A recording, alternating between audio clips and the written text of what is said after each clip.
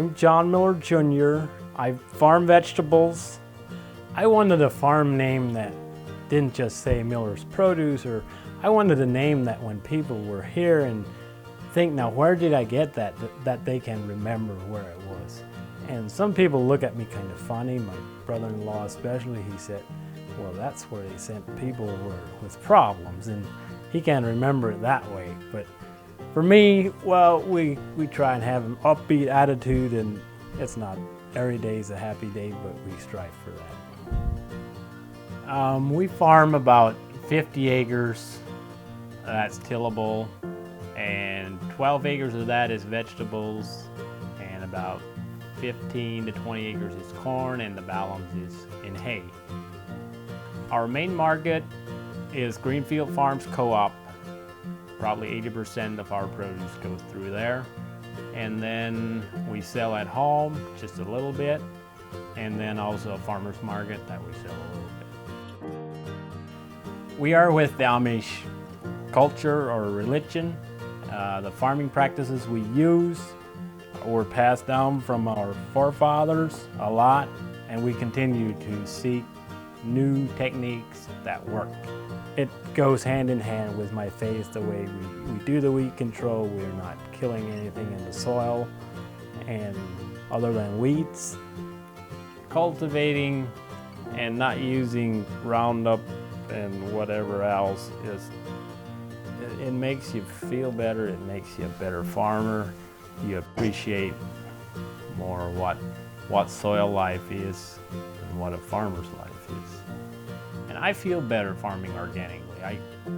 There's a lot of sprays that you can use on vegetables, and I don't feel comfortable using those.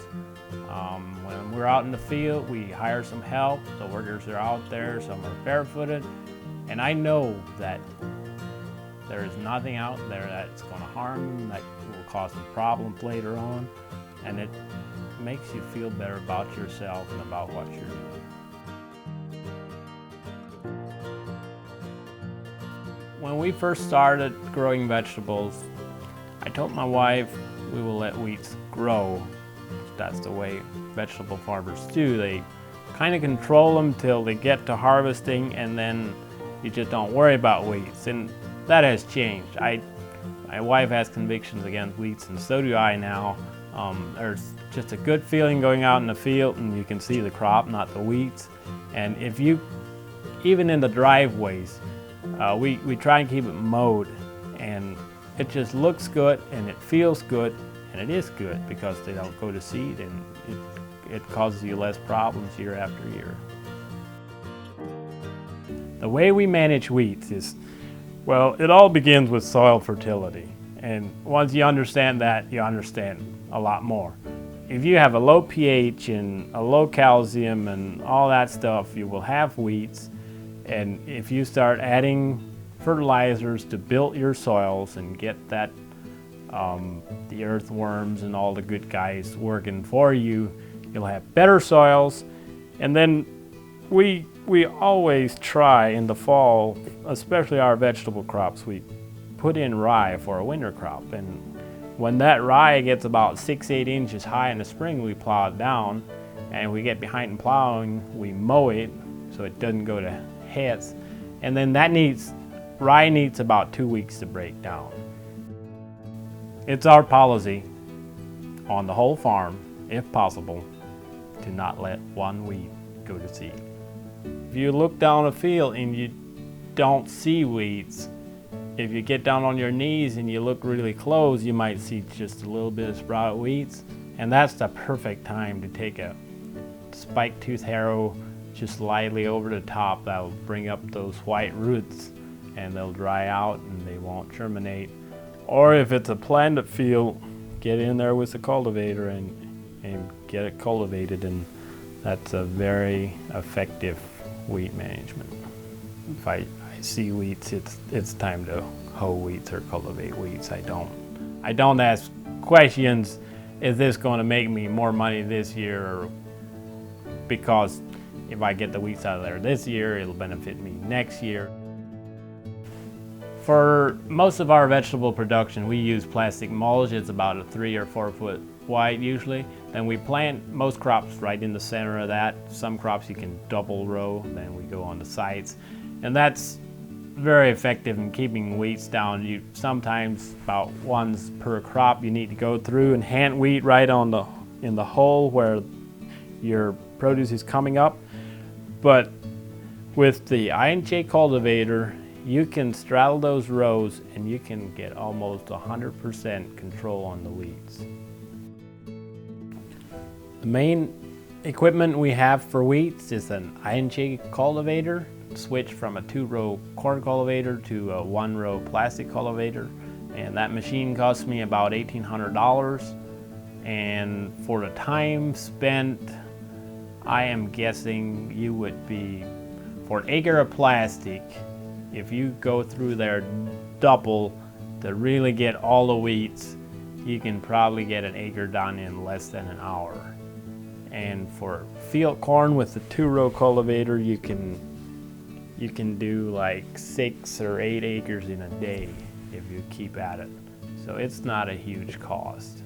And then we also have a 1-row cultivator that we use when we have staked tomatoes that we can't straddle a plastic row. And then we have hoes, and that involves some sweat, but we do that when we have to. And we spend some time with that, but it's not a huge cost. If you can get in the field, we try and plow and get a complete turnover, not just halfway. That's a good start to weeds.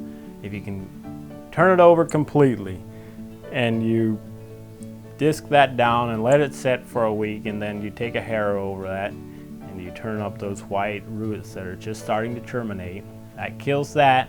Then you plant, and then as soon as possible you get in there and you cultivate before you see weeds, and you can almost control weeds 100% if the weather cooperates. My biggest concerns on weeds are that they don't take over a crop. We had a couple fields that really got away from us. 2 years in a row. We had foxtail and we had ragweed, and it went to seed, and we tried raising crops and it was just out of control. So this year we decided we'll just put in buckwheat for a cover crop, and buckwheat will grow as fast as weeds or faster, and we'll let that go to seed and we'll disc it in, and we'll repeat that process all summer long. And I expect till next year we can raise a pretty good wheat-free crop in those fields, but I wouldn't have known of another way to really get a hit on a field like that. We have been here for 3 years, or 3.5, and we started with the whole fields were covered with goldenrods and brambles and saplings, and it wasn't pretty, and the soil pH was like 5.5, and the calcium levels were some fields as low as in the 20%, some of them closer to 40. They were all low in everything it seemed. So we started plowing down cover crops and adding soil amendments, and we're seeing improvements year by year, but we're still not a productive farm like I grew up on, and my goal would be to reach that. And for us to reach that, it's going to be a couple more years, but it looks a lot more promising at this point.